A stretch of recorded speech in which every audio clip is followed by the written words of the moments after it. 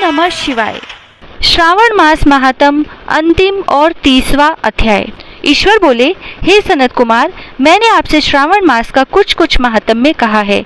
इसके संपूर्ण महात्म्य का वर्णन सैकड़ों वर्षों में भी नहीं किया जा सकता है।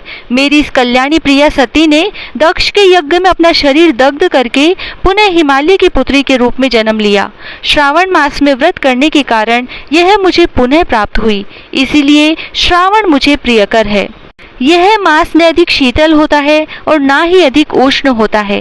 राजा को चाहिए कि श्रावण मास में श्वेताग्नि से निर्मित श्वेत भस्म से अपना संपूर्ण शरीर को उद्धूलित करके जल से आर्द्र भस्म के द्वारा मस्तक, वक्षस्थल, नाभि, दोनों बाहु, दोनों कोहनी, दोनों कलाई, कंठ, सर और पीठ, इन 12 स्थानों में त्रिपुंड धारण करें। मानस्तों के मंत्र से अथवा सदोजात आदि मंत्र से अथवा षडाक्षर मंत्र ओम नमः शिवाय से भस्म के द्वारा शरीर को सुशोभित करे और शरीर में 108 रुद्राक्ष धारण करे। कंठ में 32 रुद्राक्ष, सर पर 22, दोनों कानों में 12, दोनों हाथों में 24, दोनों भुजाओं में 8-8, ललाट पर 1 और शिखा के अग्र भाग में 1 रुद्राक्ष धारण करे। इस प्रकार से करके मेरा पूजन कर पंचाक्षर मंत्र का जप करे। हे विपेंद्र, श्रावण मास में जो ऐसा करता है वह मेरा ही स्वरूप है, इसमें संदेह नहीं है। इस मास को मेरा अत्यंत प्रिय जानकर केशव की तथा मेरी पूजा करनी चाहिए। इस मास में मेरी अत्यंत प्रिय तिथि कृष्णाष्टमी पड़ती है। उस दिन भगवान श्री हरि देवकी के गर्भ से उत्पन्न हुए थे। हे सनत कुमार, यह मैंने आपको संक्षेप में बताया है, अब आप और क्या सुनना चाहते हैं? सनत कुमार बोले, हे पार्वती पते, आपने श्रावण मास का जो कृत्य कहा है उन्हें सुनकर आनंद सागर में निमग्न रहने के कारण और उनका वर्णन विस्तृत होने के कारण व्यवस्थित रूप से स्मृति नहीं बन पाई।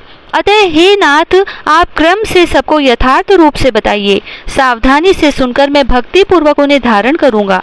ईश्वर बोले, हे सनत कुमार, श्रावण मास की शुभ अनुक्रमणिका को आप सावधान होकर सुनिए।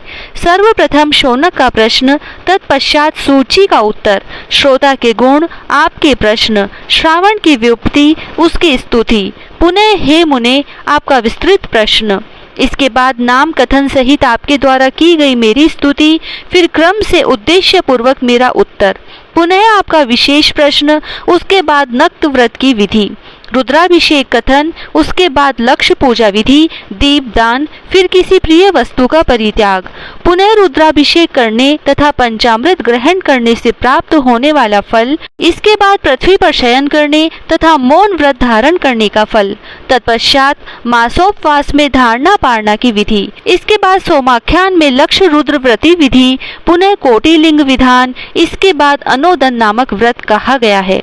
इसी व्रत में हविष्यान ग्रहण, पत्तल पर भोजन करना, शाक त्याग, भूमि पर शयन, प्रातः स्नान और दम तथा शम का वर्णन, उसके बाद स्फटिक आदि लिंगों में पूजा, जप का फल, उसके बाद प्रदक्षिणा, नमस्कार, वेद पारायण, पुरुष सूक्त की विधि, उसके बाद ग्रह यज्ञ की विधि, रवि सोम मंगल के व्रत का विस्तार पूर्वक वर्णन, पुनः बुध गुरु का व्रत, इसके बाद शुक्रवार के दिन जीवंतिका का व्रत, पुनः शनिवार नरसिंह, शनि, वायुदेव और अश्वत्थ का पूजन, ये सब कहे गए हैं।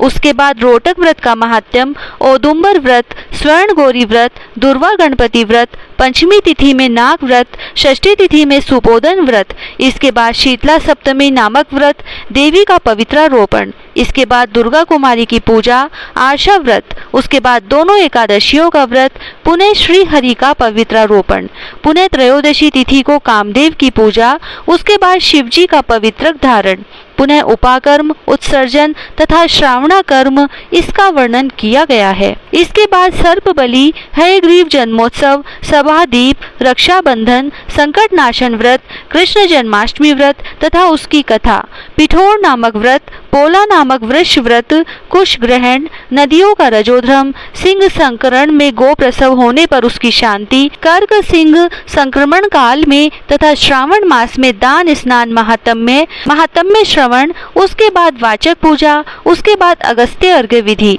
फिर कर्मों तथा व्रतों का काल का निर्णय बताया गया है। जो श्रावण मास महात्म्य का पाठ करता है अथवा इसका श्रवण करता है वह इस मास में किए गए व्रतों का फल प्राप्त करता है। हे सनत कुमार, आप इस शुभ अनुक्रम को अपने हृदय में धारण कीजिए। जो इस अध्याय को तथा श्रावण मास के महात्म को सुनता है वह उस फल को प्राप्त करता है जो फल सभी व्रतों का होता है। हे विप्रर्षे, अधिक कहने से क्या लाभ है? श्रावण मास में जो विधान किया गया है उनमें से किसी एक व्रत को भी करने वाला मुझे प्रिय है। सूत जी बोले, हे शौनक, शिवजी के अमृत में इस उत्तम वचन का अपने कर्णपुट से पान करके सनत कुमार आनंदित हुए और कृतकृत्य हो गए। श्रावण मास की स्तुति करते हुए तथा हृदय में शिवजी का स्मरण करते हुए वे देवऋषि श्रेष्ठ सनत कुमार शंकर जी से आज्ञा लेकर चले गए। हर किसी के समक्ष इस अत्यंत श्रेष्ठ रहस्य को प्रकाशित नहीं करना चाहिए। हे प्रभु, आपकी योग्यता देखकर ही मैंने आपसे इसे कहा है।